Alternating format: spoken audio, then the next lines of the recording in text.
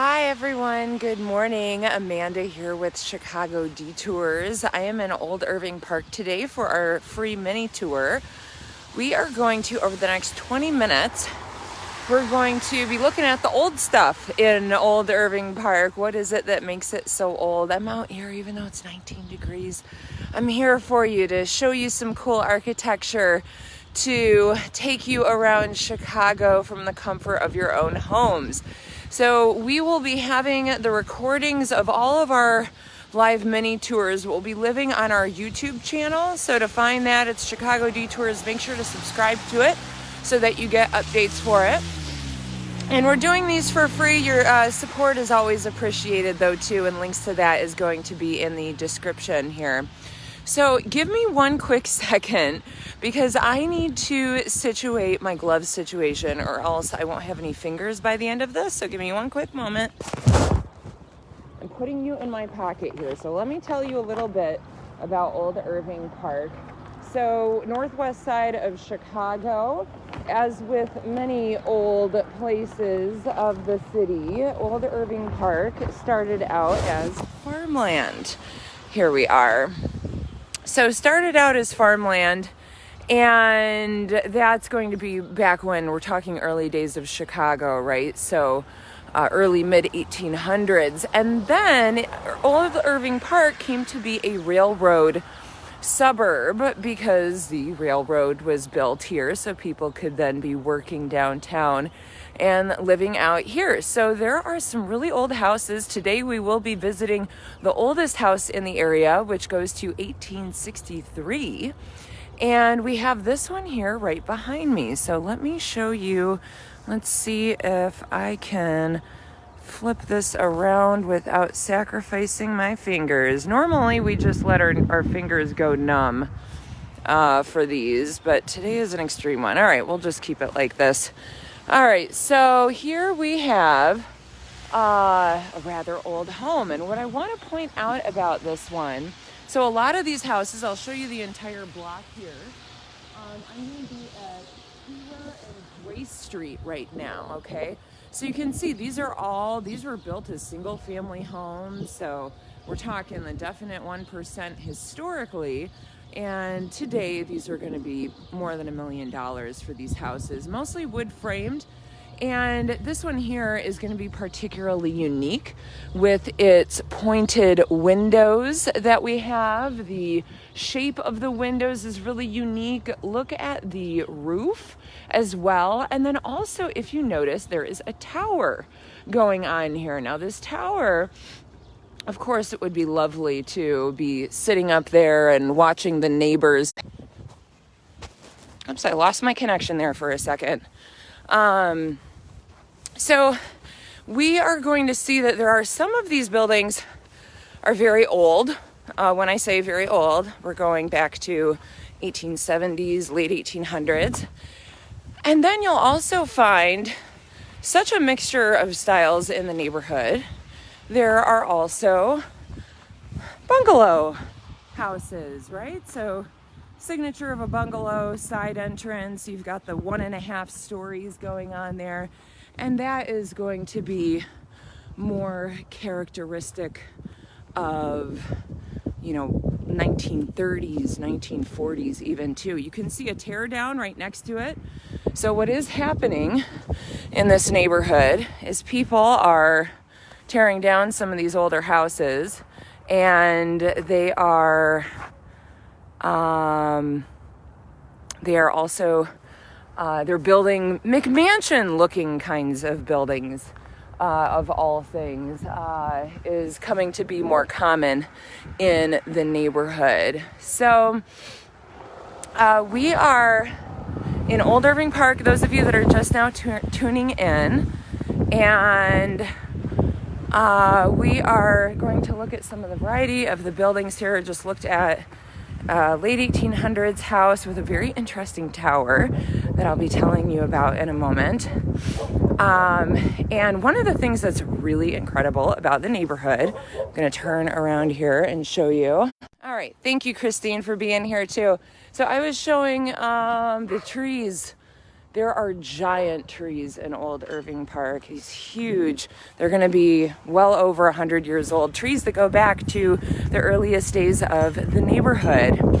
So I mentioned that people are tearing down these houses and they're building McMansion looking things. And of course, a lot of the people move to a neighborhood like this because they love the historic charm to it. And speak of the devil, we've got another teardown right here. This is a new one, so I walk around this area pretty frequently myself.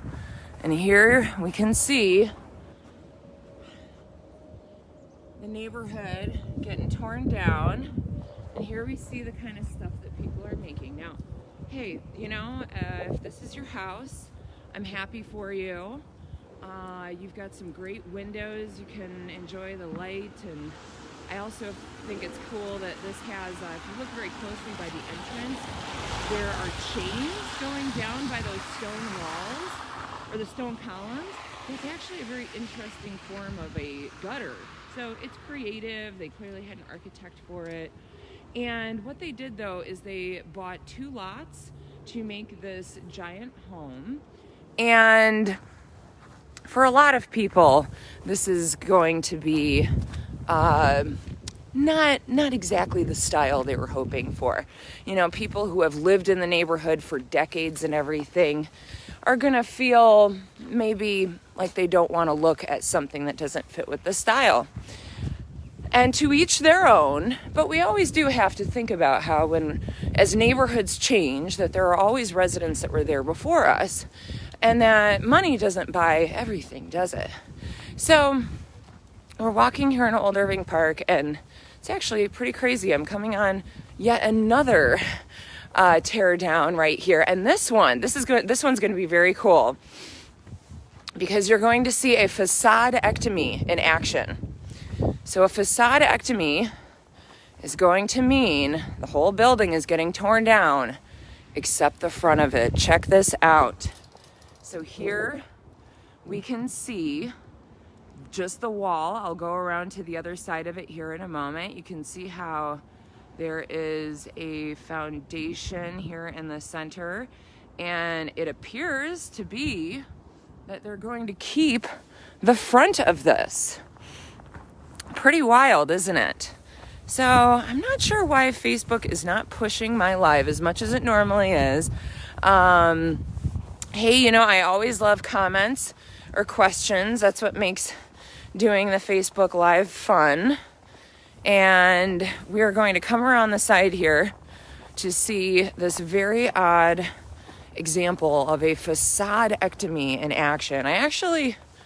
I think that maybe Blair came up with that term. He's the architecture critic that recently retired. So you can see here, I will show the side view. You can see they're keeping the leaded glass window. Strangely, on the porch, that certainly appears to be a church pew that I do not believe would have been original to this building at all. So they have the facade up with supports.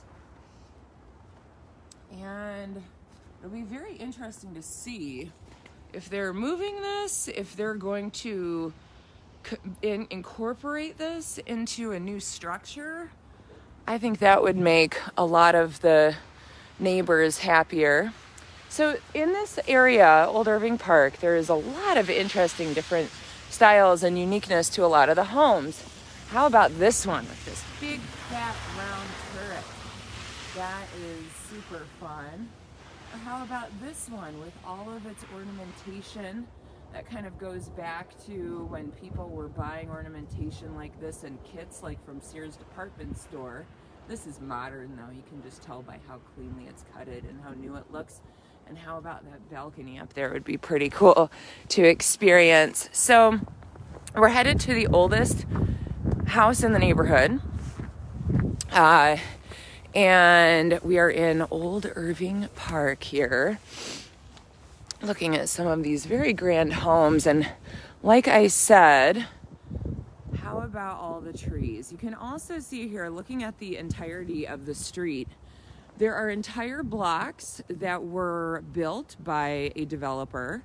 If you look closely, they all have the same height, similar roof shape, and there's a definite unity to this historic district.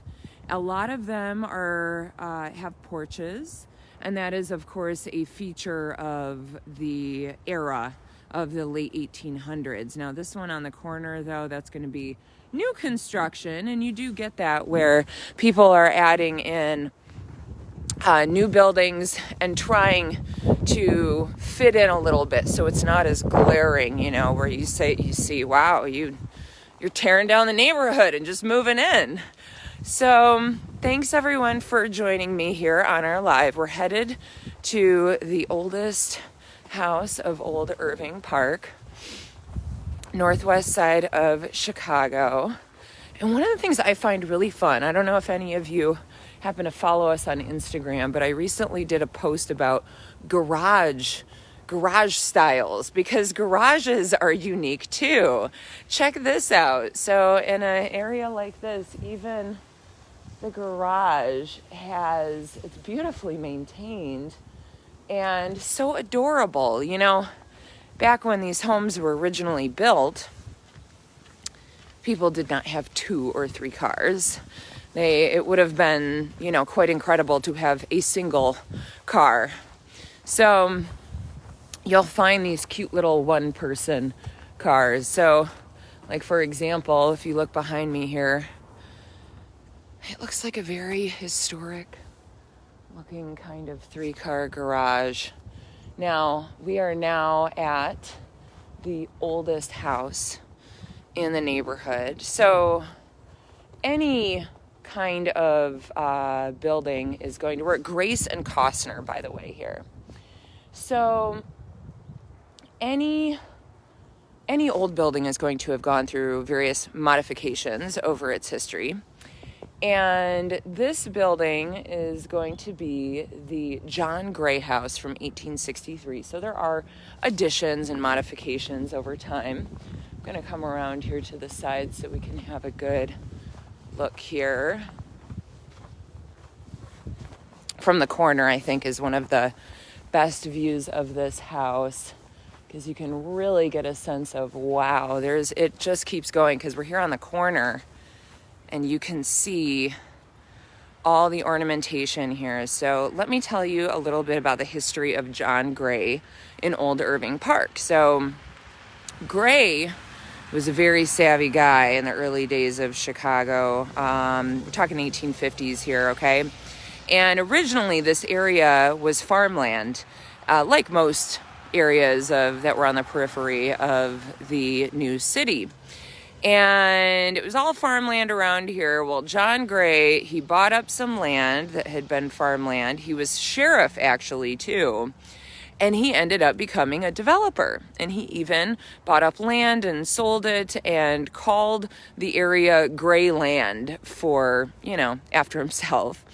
And this house was built in 1863 for John and Phoebe Gray.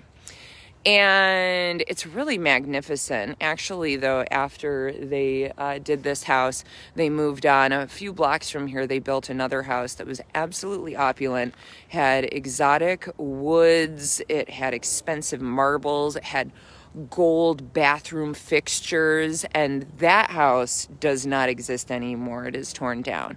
So we're very lucky to have this one right here, 1863.